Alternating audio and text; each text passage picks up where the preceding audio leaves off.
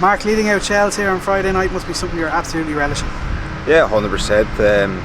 First foremost to get back on the home turf out in front of our own fans, and I know the atmosphere will be top drawer. I know it's sold out already, another Dublin derby, and it's something that us as a team we're really looking forward to. You led Shells out in Tala, I believe, last season. Will this be your first Dublin derby as captain at home?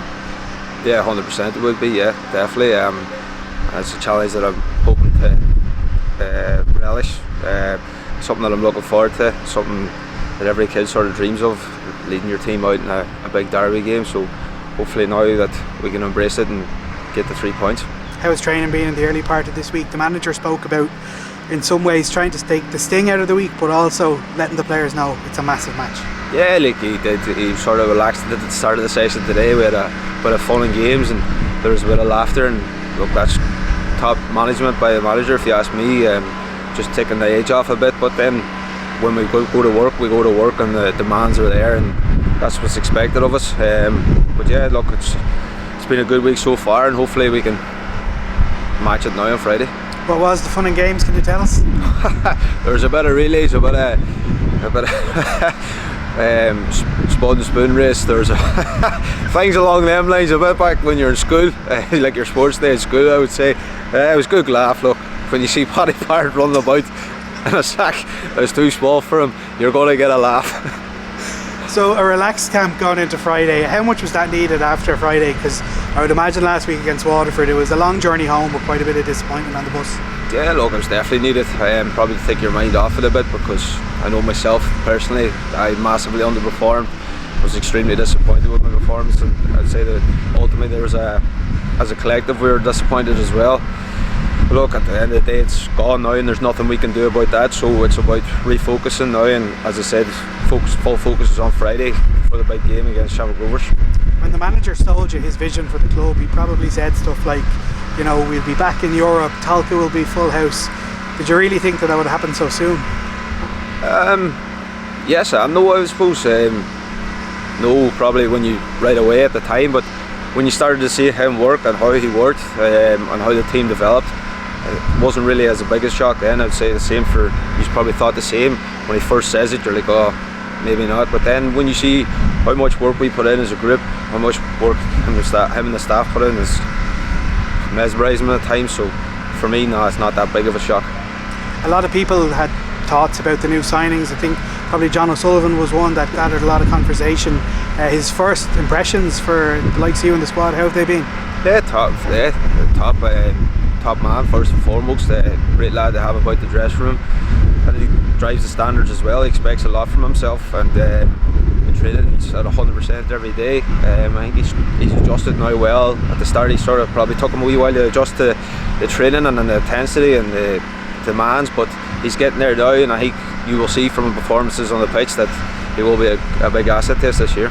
You'll have no Sean Boyd on Friday night. You'll also have no Liam Burt. He obviously can't play against his parent club. A real chance for some of the other attackers in the squad to stand up and be counted. Yeah, as you said, look, there's a lot of competition in the squad. There's a lot of squad depth, and now on Friday night we'll hopefully get that chance to use it, and the boys will take their chance when it comes Friday night. Everybody's got to be ready.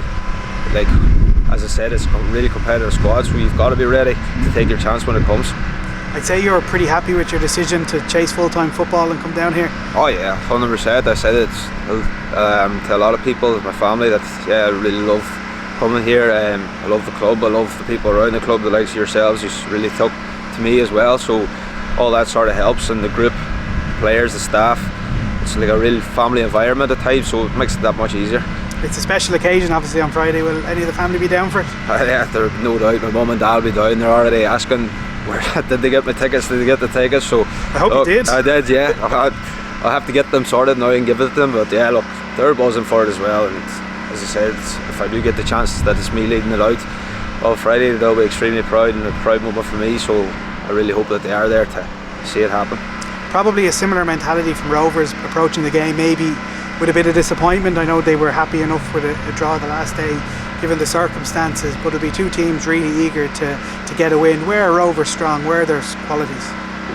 Their squad depth for a start. Anyway, you look at the quality that they have that's not even on the bench at the minute with injuries. they have game changers all over the park. They're extremely strong defensively, and the last few years they've been very good going forward as well. So I would say all over the park, but that's the teams you want to be playing. You want that challenge of playing them top teams, and they have been that for the last 4 years. So it's something a challenge that we're looking forward to. Does that bit of fire in your belly, having not played the way you wanted to play last Friday, is that something that you'll really seize on? Yeah, 100%. It's something that I really want to rectify. Look, I don't want to put too much pressure on it either, because then you grip the bat too tight again or something like that. So look, for me it's just about focusing now on Friday and really wanting to put it right. Finally, Mark, it's the question everyone wants to know after watching this interview: who won the egg and spoon race? We actually all had to go Cheapers. Can't remember who won it, to be honest with you. Paddy Barrett didn't win. He didn't win the sack race. So you had to get a dress up as well, and he was dressed as a leprechaun. That's all that needs to be said. So I don't even know if we're allowed to say that, but I'm sure. It's honestly, it's iconic stuff when you see it back in your head. Like he was running with a ball dressed as a leprechaun, and it's safe to say he didn't win. Well, look, he was on my team too, so we're disappointed. If you get a result on Friday night, it will look amazing. If you don't, people say they're going to dress like leprechauns. That's why they didn't get it. Yeah, so maybe with this, with the release of this advert after Friday, see how it goes. Mark, we appreciate your time. Thanks. Thanks, man.